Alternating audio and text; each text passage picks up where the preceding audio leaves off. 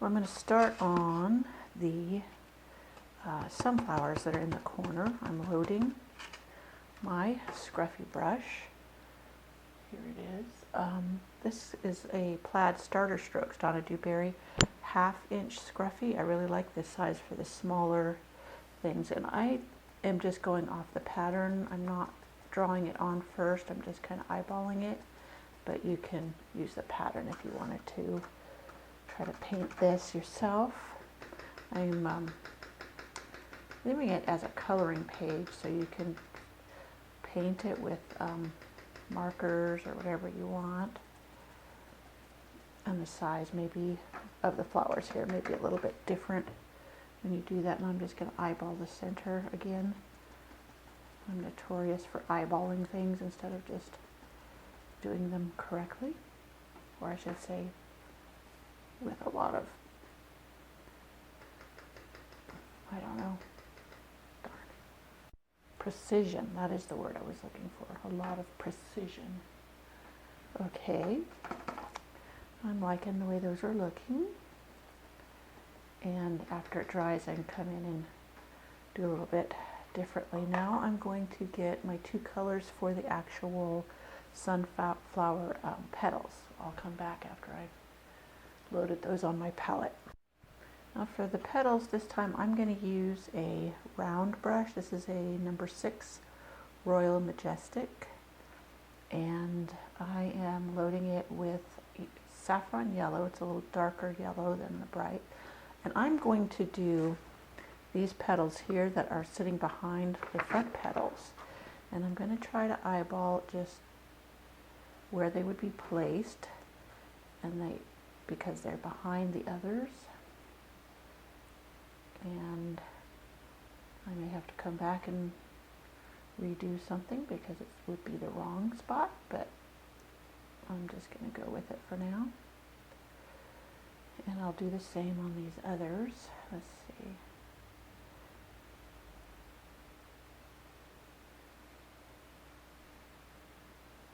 I'm pressing, twisting, and pulling up to get the petal shape. You see that one's kind of squirrely, but it's mostly going to be behind another one, so it's not a big deal. I probably started that one too close to the edge, but we're going to work with it.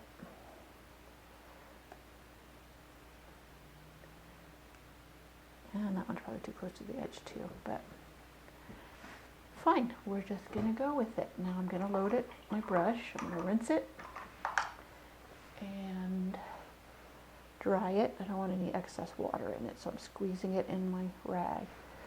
And then I'm going for a lighter yellow for the next one. This is a Cadmium Yellow. Both of the colors I've been using so far are Deco Art Americana. And I'm just going to go around the center and overlapping the darker yellow petals. And I will probably come back and go over them one more time after it's dry, because that yellow is not very opaque. Or I should say this yellow, since that's the one I'm using at the moment. And you'll see I got these ones too far apart. Actually, what I did is I got the little center part too big, so that's because they all should have been much closer together, but it's fine. It's gonna work. I gotta get me some more of this cadmium yellow. I ran out.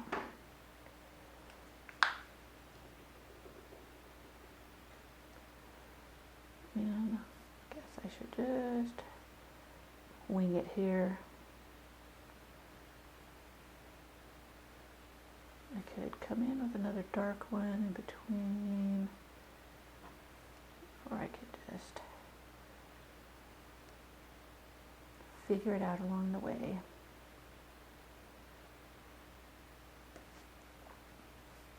I could go back in and get some more of that dark and fix this one, since it's not going to be covered up after all. And that one I'll have a dark a little bit going over. The tape is the border, and when you pull it off, you'll see what I did. Now this is just, I'm trying to fix my faux pas, and I'm not. worrying too much about how it is looking. This one, see, I lost kind of the roundness, but that's okay. It's all to do with the hand doing. Let's see, I'll come back in a second after I've cleaned my brush. Darn it.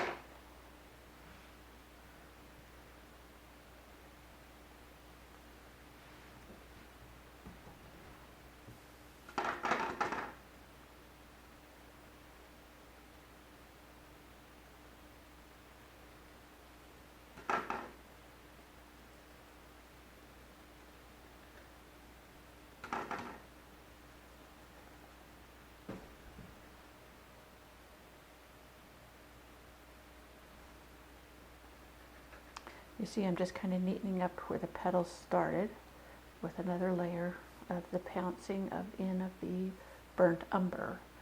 And pretty much my sunflowers are done. You could add more details if you want to, like the little thin lines in there, or you can just leave them alone and call that done. I will now move on to my little pumpkins. Okay, so now let's move on to our pumpkins. I don't know if you can see the design I kind of traced on here, so I have a guideline to follow so I don't get too wonky on you. And I'm double loading my flat brush, which is a Royal Majestic Bright number 8. I have Tangelo Orange, and this is, what is this? This one is Georgia Clay. Deco Art Americana, and I have a little bit of pumpkin orange there, and I was just going to go along the edge and drag on my pumpkin. I think the Tangelo Orange and the Georgia Clay might be too close in color, so I'm going to mix some of the other orange in here, lighten it up, and I have to, if I have to, I'll go into some of the yellow. And I'm just going to make all of the little pumpkin parts, keeping the dark to the outside, darker orange, and then you get the different shading and highlighting. I am, dipping into the yellow. Now this one is going to go this way, and then when I come back in, it'll go that way. There we go. And I'm making kind of C strokes here. I'm losing which side has the darker on it. Yeah, there we go. Getting it now. I'm on paper, so it tends to drag towards the end and get dry, but just go over it again and you'll be fine.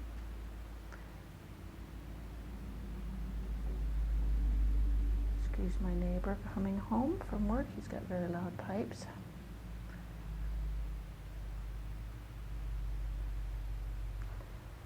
And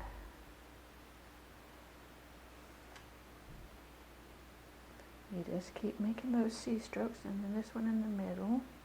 I could have done all the outsides and then done this center as a one, but I didn't. And then you kind of fill in if you got any dry spots. Make sure that's coming up behind. I don't know if there was a behind there, but I'll do that. And the stem I can do in a brown, or I can do it in green too. But I'm going to go on and do the other pumpkins. Dark to the outside. That's going to have a leaf covering it.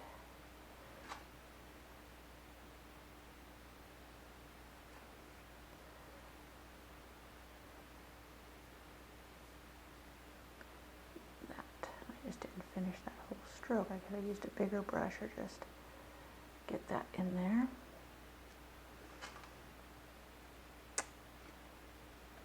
Okay, do the same with this one, just get it all in there. I might want to highlight it a little more with the yellow.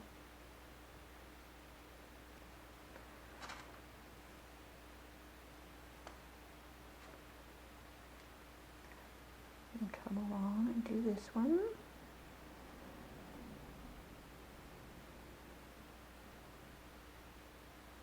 And if I need to fill in on just the light, then I do the tip corner of my brush that has the lighter color on it.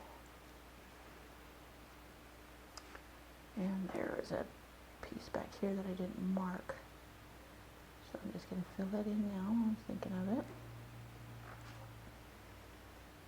And keep on stroking in the pumpkin C strokes. Now this is still the light side, so I have the corner of my brush. Fill it in. This pumpkin actually, if you wanted to do a full stroke to fill it in, you just use a little bit bigger brush, but the smaller one can work. And then you do the center of the pumpkin and just fill it in.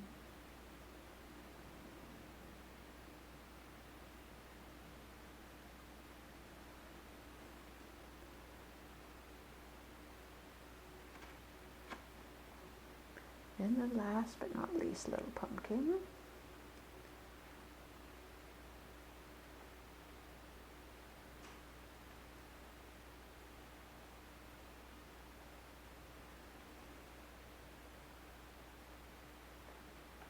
Keep going around. Well, that has a little back end. The back part I'll just do the darker orange. And I'll go back and get some more light colors. I'm dipping in the yellow with the lighter orange every now and then. There's another background piece. And then I will go ahead and stroke in the C stroke. Fill in with the light-sided brush.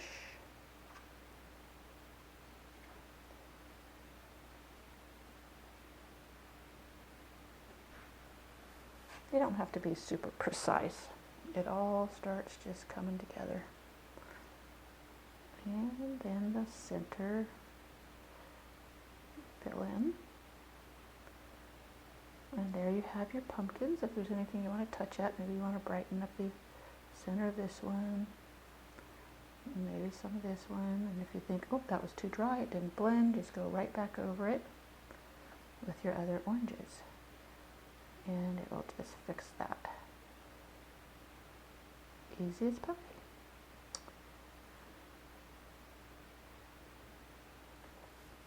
So there's my pumpkins, and I will get some more burnt umber or whatever color. I think maybe I'll do the stems in green this time. And I'll paint those. Be back in a second. I decided on a raw umber, and then I'll bring in a little bit of avocado green. And I'm using a number 4. This one is a low Cornell 7300 shader. And there's also number 4s in the Majestic Bright, which work well. And I'm just using the chisel edge of my brush to fill it in. I can use choppy strokes because there's texture in the stems. Now the top part where it has the cut off edge, I think I'm going to use a liner to come in and do that.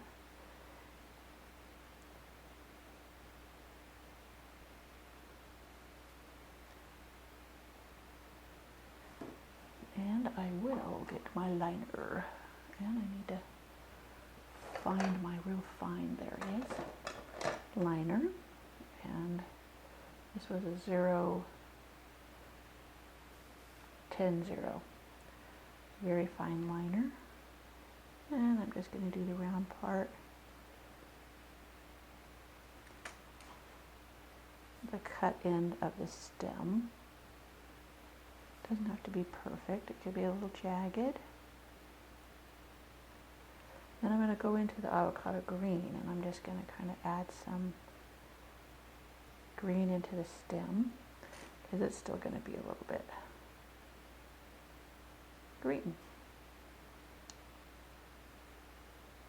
And if you get too much, you think, oh no, that's too much green, just come back in and go over it with the, wipe out your brush first, because obviously that green is pretty powerful. Go back over it with some more of the raw umber, blend it in.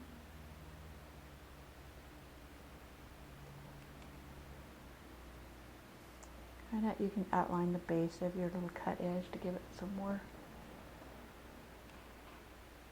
visibility. I don't know what you'd call it, but make it look rounded. Cut edge.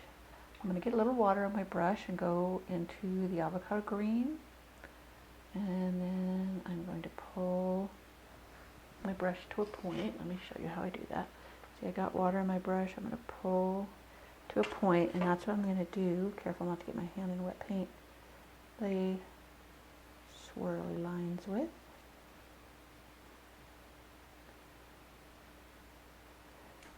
For the stems, I still got a little bit of that burnt umber in, or raw umber.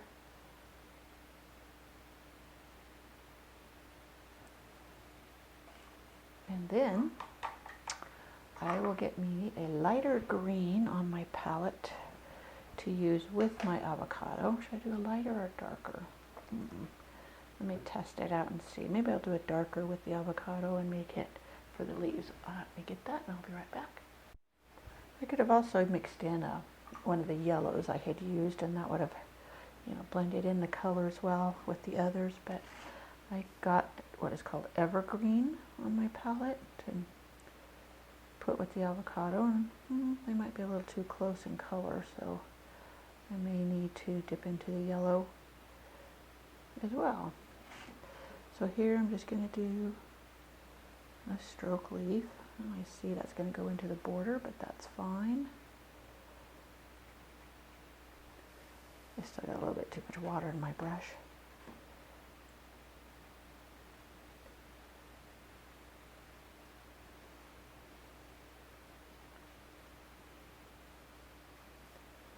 And then I'll do, oh, and this one's supposed to be underneath that one. Excuse my bumping my head on the camera.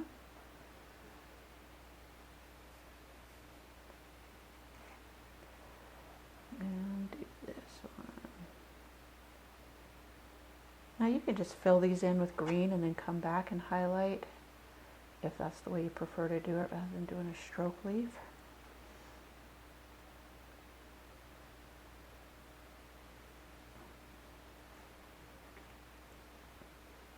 And for some, that is easier.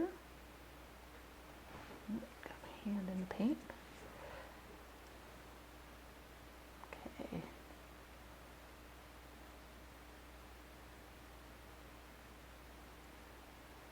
I need to put in the stem here. Let me see if I can get a chisel edge on this brush. And then one more leaf. Scraping up to get the last bit of the avocado green. I'm running short. Okay.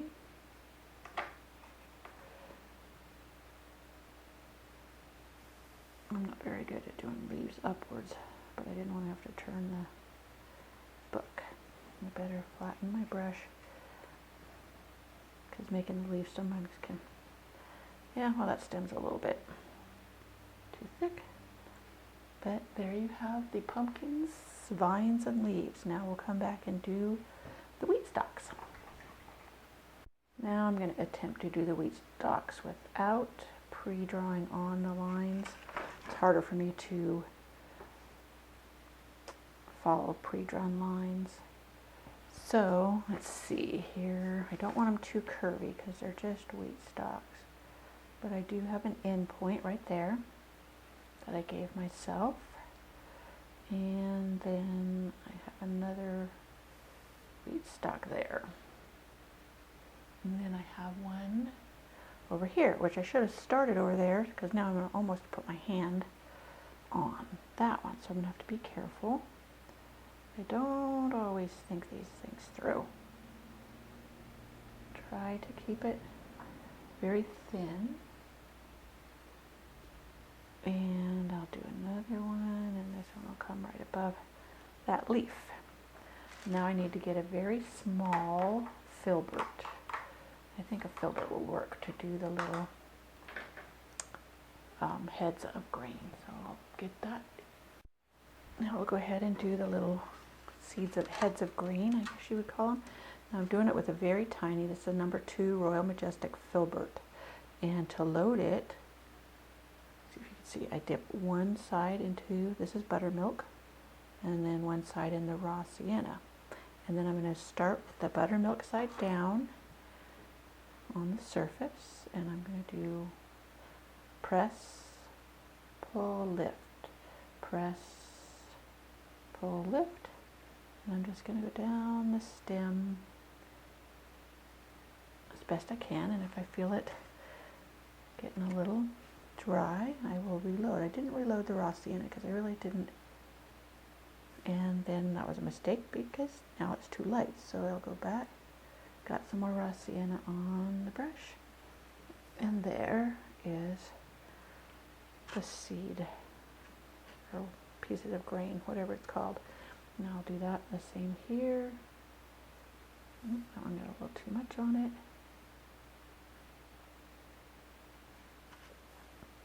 Again, I'm going off the border, but I'm not going to sweat it.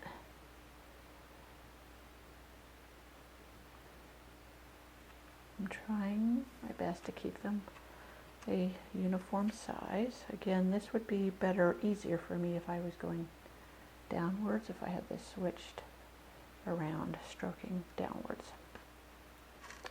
instead of up. There's just you find a way that it's most comfortable for you.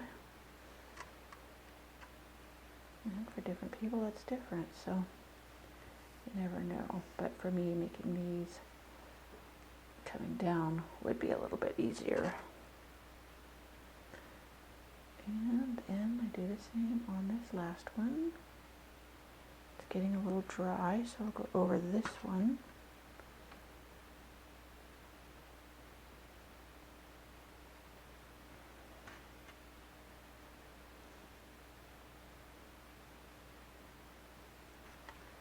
And then I'll come back with my liner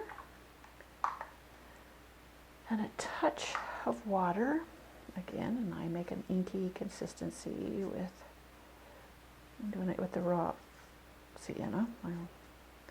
Just a touch of the buttermilk, more water. It makes it easier to make thin lines with the liner if it's just the right consistency. Now I will just come up and do the swirly, and this one is kind of a swirl and down and around, and you see it got kind of dried out, so I'll try it again. It's very hard for me to hit the same spot, but I'm not gonna be too particular as usual. And then the little stringy things on your heads of wheat.